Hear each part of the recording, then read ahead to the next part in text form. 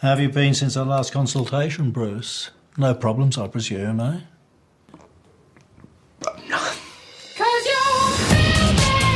Take a picture of what a cunt looks like.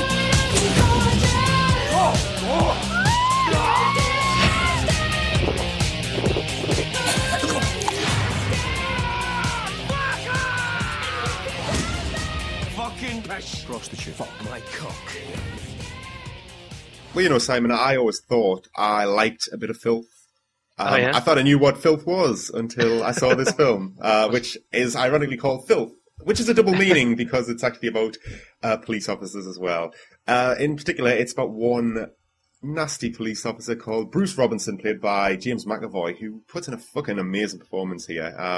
Filth is it's actually based on a novel by a guy called Irvin Welsh, who is probably best known for writing the Trainspotting, and the sequel, which I don't think it was ever turned. Well, it wasn't turned into a film, but it was a book called Porno.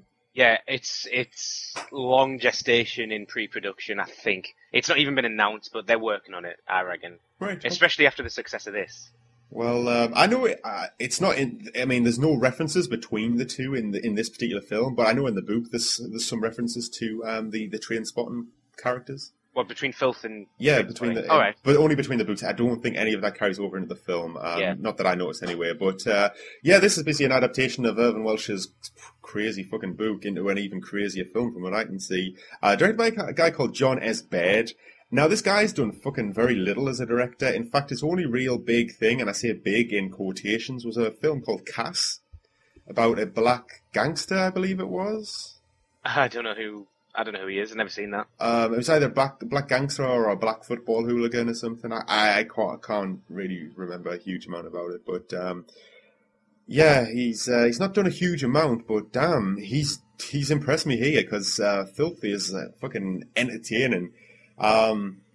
It's hard to describe, but it's probably closest to being like Trainspotting stylistic, I think, in that it's obviously, it contains a lot of substance abuse, shall I say, and the kind of style of the filmmaking very much reflects that. So it's a very fucking psychedelic, kind of crazy, schizophrenic style of film, this, that jumps around and kind of mimics the main character's kind of state of mind, I suppose you would say. But yeah, basically the story is, at a basic level, is Bruce Robertson even, is a detective, or he's a kind of...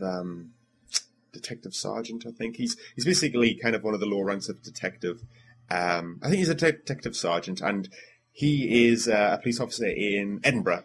And I tell you what, Simon, as an Edinburgh aficionado, it was cool to see some of the places. I recognised a lot of the places in this film. That happened in the trailer. I noticed like that big curvy street with the hill on the side that we walked down, and that was one of the first ones I recognised. It was really weird because normally if you set a film in London, you get like the classic locations and stuff. But if you set a film in Edinburgh, there's not many, so it's just to recognise just a street.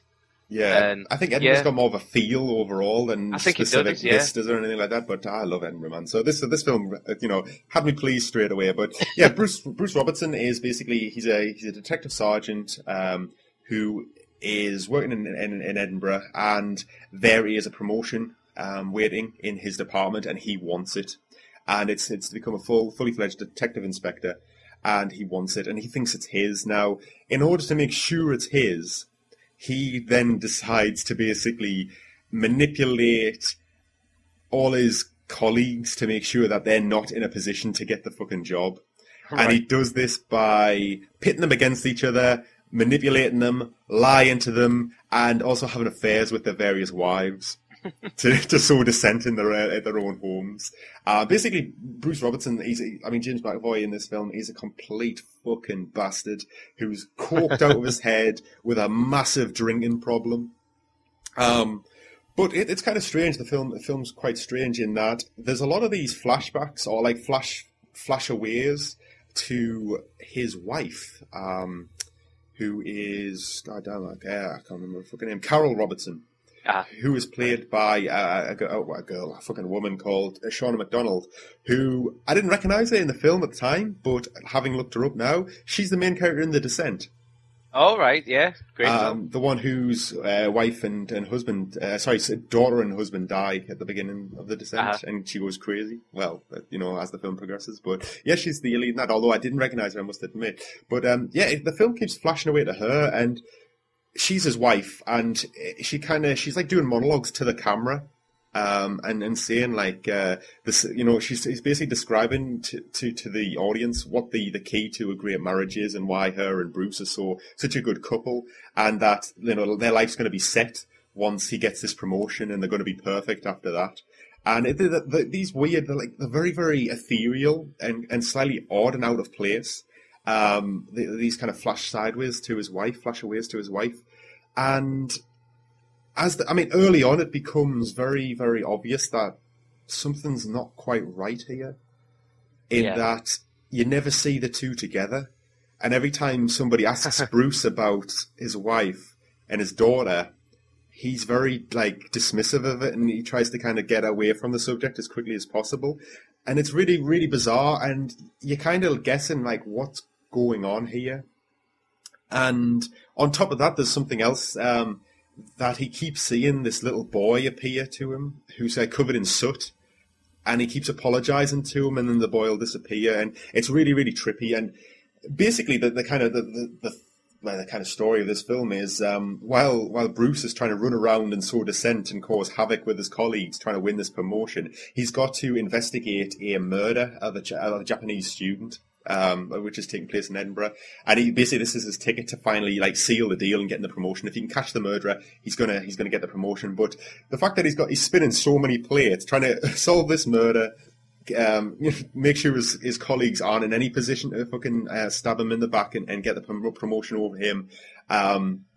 And he's on so much drugs. He's just snorting coke all the time. He's constantly pissed. He's doing all sorts of crazy shit. He's shagging everybody he can. He's basically he's starting to unravel with the stress of it all. And it's basically just this strange slide into complete insanity as the film goes on, and it just gets crazier and crazier.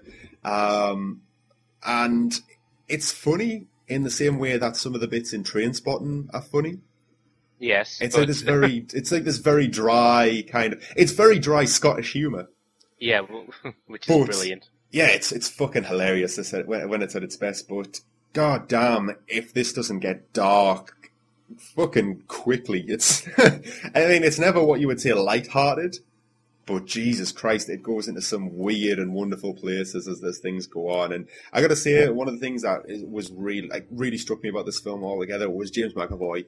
He's really fucking good in this film. I really, really, really liked him. And I got to say, James McAvoy is a guy I didn't really like a lot when he first came on the scene. One of the first things I saw him in was probably Shameless.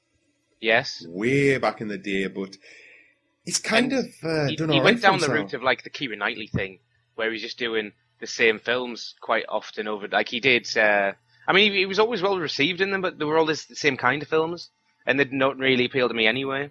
Yeah. What was he? Was he in Pride and Prejudice? Or was he was in Atonement? He was in Atonement, which, goddamn, that was a barrel of laughs as well. But I know what you mean. And then, all of a sudden he loosens up a bit, I think. And then I really enjoyed Wanted with him in. I love Wanted. It's a lot of fun. Film. It's a lot of fun. And then he's Professor X. And you know what? I think he's good. Yeah? I think he's really good, in fact. But yeah, he's somebody who's kind of built himself. I don't know. I wouldn't say built himself back with my eyes, but I think he's someone who's come on, he's developed a lot, and I like him a hell of a lot now. And I thought he was great in this. I can't see anybody else really in the part. He was that good. At his core, Bruce is actually quite likable. Yeah. But god damn, he's got 50 faces, and most of them are bastards. So when he's actually being all right, he's nice. He's a fun guy who you want to be around. But goddamn, he's always scheming and trying to stab you in the back. And Jesus Christ, I bet if he sounds like one of those guys that if he was actually your friend and he was doing all this shit to other people and you knew about it, you would still be happy to be his friend because you're always having a laugh. But you knew he was a cunt. Yeah, well, the thing is, though, he does it so much that I don't even think you would even know if he was doing it to you or not. Yeah, I think you have a fucking thing in the back of your head. He's such a bastard. But yeah, James McAvoy's really good in this film. He, as I say, he's very likable when he's okay, and he's kind of, or he's putting a brave face on it and going about as, you know, Bruce Robertson, big man police officer. And he's a lot of fun, but when things start getting trippy as shit and getting grim and dark and just fucking all over the place, goddamn, he's good. He's very, very good. You practiced the trippy shit in Trance earlier this year, of course. Yeah, yeah. I haven't seen Trance, but I remember when you did the review. I sat in with you to do the review, and I'd love to know how much trippy or how much more trippy that was to this. Because goddamn, he's had a strange year. Yeah, he has. He's in a time travel thriller next year called Days of Future Past. Yeah, and he just happens to be a psychic school teacher. Yeah. In that. God, we made it sound completely different. Well, another X-Men film. Yeah, it's actually set in Dundee, and he's a, he's a English school, Scottish school teacher. I think that would be good. I think a psychic, yeah, would be brilliant. Sounds awesome. But yeah, to say James McAvoy's really good in this. There's a lot of good people in this. Quite a few of them are kind of more TV actors, but they're well-known British TV actors. I think one of the people that I've kind of first recognised as such is Imogen Poots. You know who I'm talking about? I know Imogen Poots. Yeah, first saw her in... Yeah, but she's good in this. She's not in it a huge amount, but there's a really good scene between her and James McAvoy where he's like, it's towards the back end of the film where he's really started to unravel. And she's kind of one of his chief rivals for the promotion. And he hates her because she's a woman and she shouldn't get the fucking job. And there's a bit where he's basically unraveling, and she's trying to they're having an argument, but as it becomes obvious that he's not fucking really all there, she's trying to care for him and look after him and get him some help. And he's flip-flopping between this guy who's, recognizes he's got problems, and back to the guy that wants this fucking promotion and needs to start juggling his plates again, and it's going to tell everyone to fuck off and no one's going to get in his way. And it's a really bizarre scene, but she was pretty good in it for what she was in. Jamie Bell's in this as well as a character called Ray Lennox, who's the young member of the team who he thinks James McAvoy's character thinks he's way out for the promotion. He's first of all, he's got too much of a coke habit and he's inexperienced, so he doesn't really consider him a threat. But and he kind of also plays him because he's young. He takes him under his wing and tries to teach him things, but really he just does everything he can to fuck him over in every way possible. Yeah. But Jamie Bell is good at it. I mean, I like Jamie Bell, but we were saying before, I think I like Jimmy Bell, but he needs to, I don't know, he just doesn't ever seem to do a huge amount. He seems to do something decent and then disappear for too long. That's what I mean. He needs to decide one way or the other if he wants to be an actor. Because every now and then he'll disappear, but then if he comes back, he might do something like Jumper. And I thought he was good in Jumper, but it's a shit film. Yeah, he was the best part of Jumper. Yeah. But yeah, you're right, it ain't great. But I like Jimmy Bell, man. Fucking Billy Elliot. Yeah, he is Billy Elliot. He's representing the North. Exactly. And it's funny, actually, Billy Elliot, because... let me have a look. Sorry, I've forgotten the guy's fucking name. In Billy Elliot, his father... Uh-huh. Gary Lewis. Sorry, I've got the list here. Yeah, Gary Lewis. Well, I mean, he plays Jimmy Bell's father in Billy Elliot, but he is also another one of the policemen who's a rival for this promotion. Oh, that's right. A character called Gus Bain, who is he's a simpleton. He's a nice enough guy, but he's a complete simpleton. But as James McAvoy puts it in his opening kind of monologue, he's saying that when has ever been a simpleton stop people getting on in the police force? Yeah. So yeah, there's someone else on that list that I want to bring up just to see the guy that plays Oki. Young guy as well. Yes.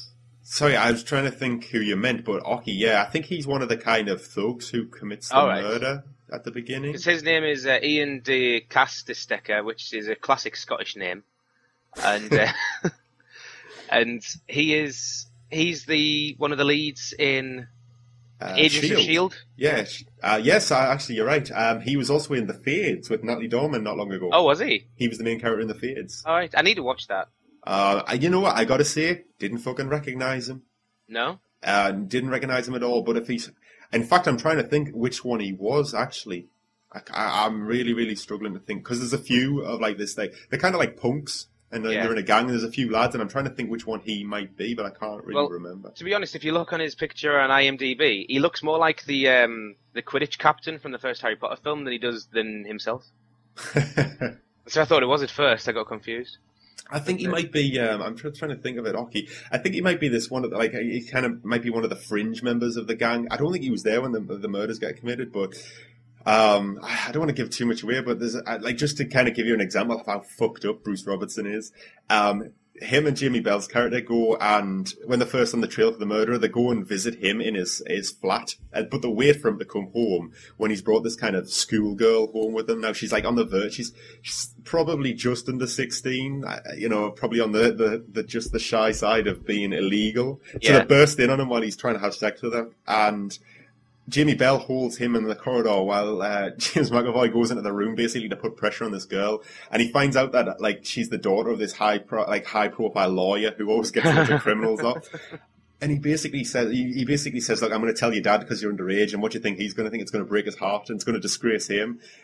And he's like, she's blatantly underage, and he goes, well, I don't have to tell him if you can do something for me. And he basically makes this underage girl blow him.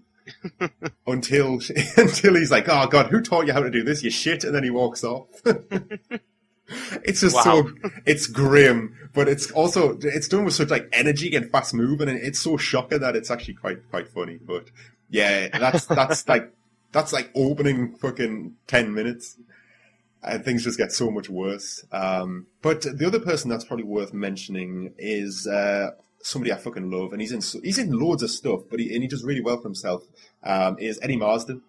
Yeah, well, I only learned his name this year from World's End, and then I was like, oh, he was really good. So I looked him up and I was like, oh, he's literally been in every film I've ever seen. Yeah, well, he seems to generally play he often plays kind of heavies, but he's a really good actor. Actually, I say he usually plays heavies. Actually, that's probably he's quite diverse when you watch him in a few things. But he's one of these guys who just crops up in loads of stuff.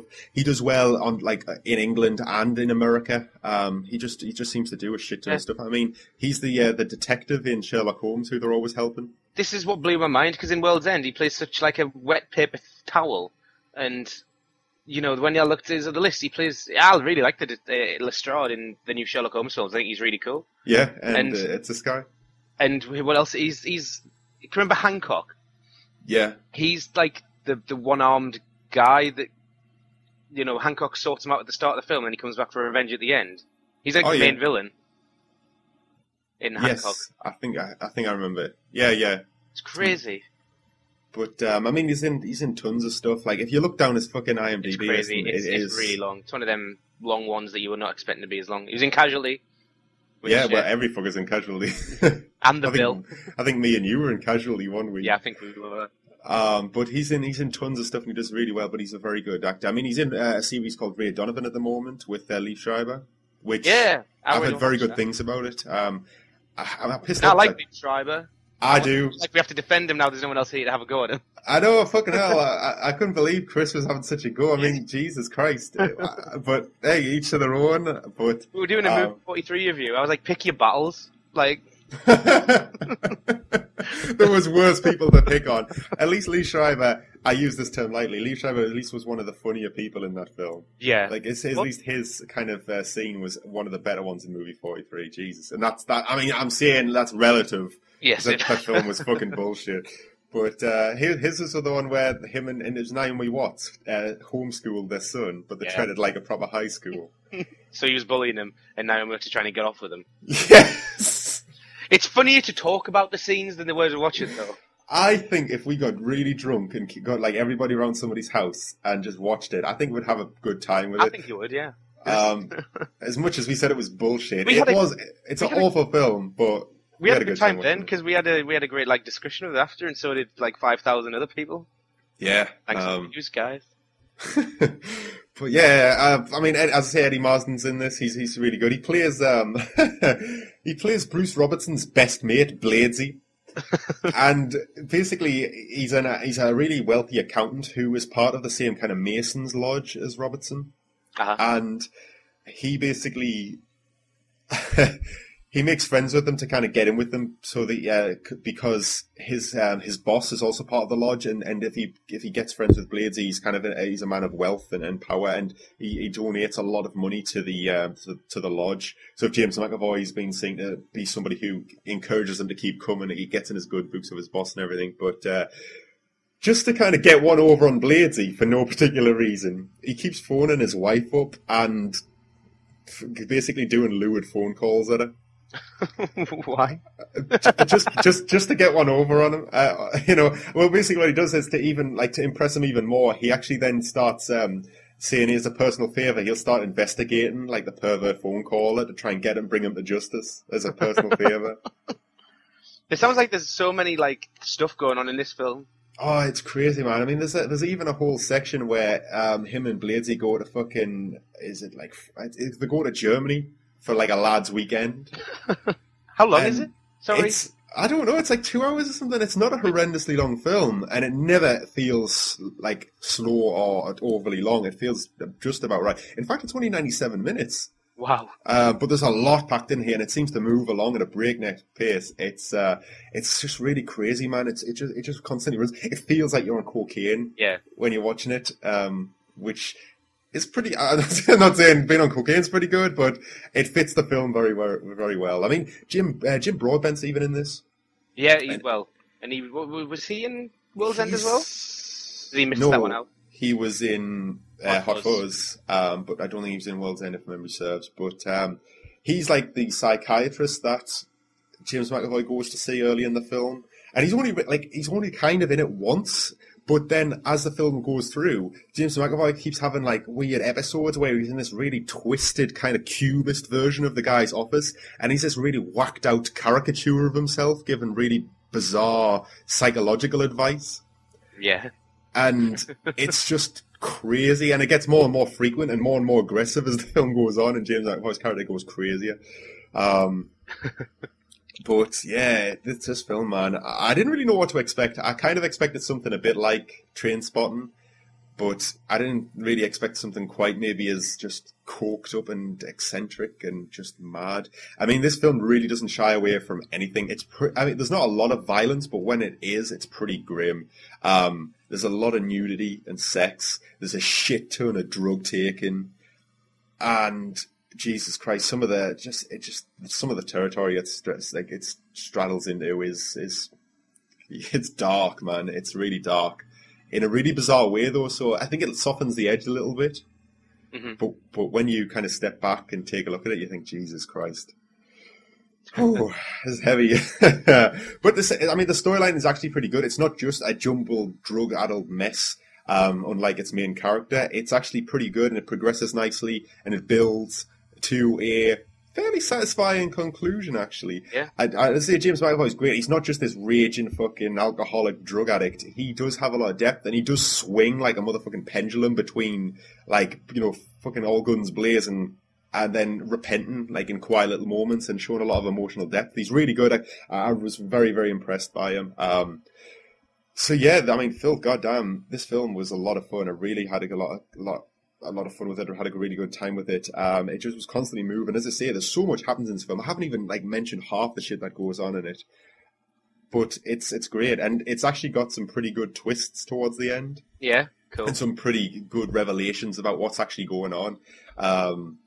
So yeah, it never gets boring. It's really entertaining. It's very, I wouldn't say necessarily unique, but it's different from what you normally get. And I'd very much recommend it. So yeah, I'd give this an A, easily an A. Just for what you're saying, it sounds very, well, in tone, similar to Trainspotting, but it almost sounds like more fun at times as well, because I think Trainspotting can be a hard watch.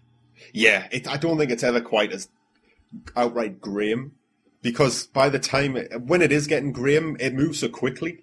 Yeah. That you're usually going to see something pretty funny around the corner. Even the stuff that isn't actually that funny kind of is, just because everything's so outrageous.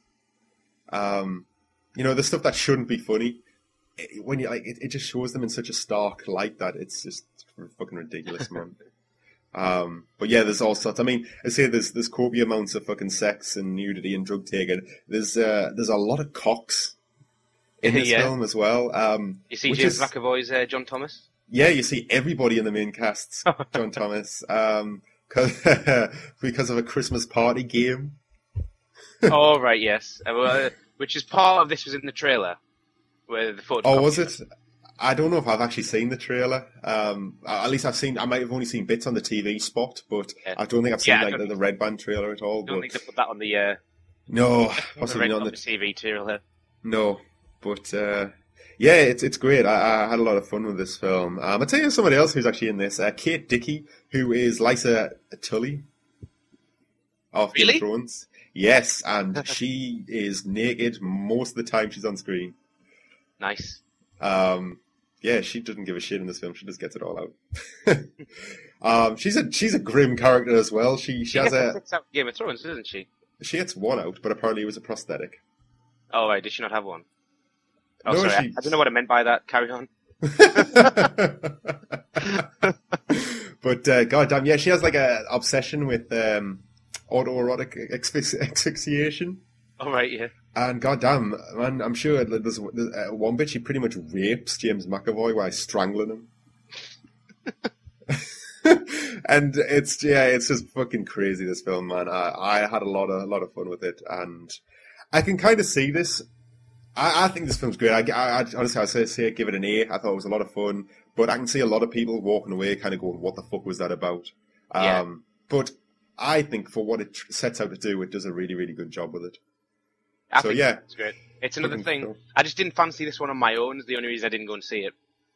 I would say that it's not like fucking Spring Break as an embarrassment. I think it's okay to go and see on your own. Okay. So I wouldn't let that put you off. And if I can go, as I say, if I can go and see Spring Breakers by myself. Yeah, that's right. Okay, I'll go see it. Yeah, come on, Robbo, don't start something you can't fucking finish. What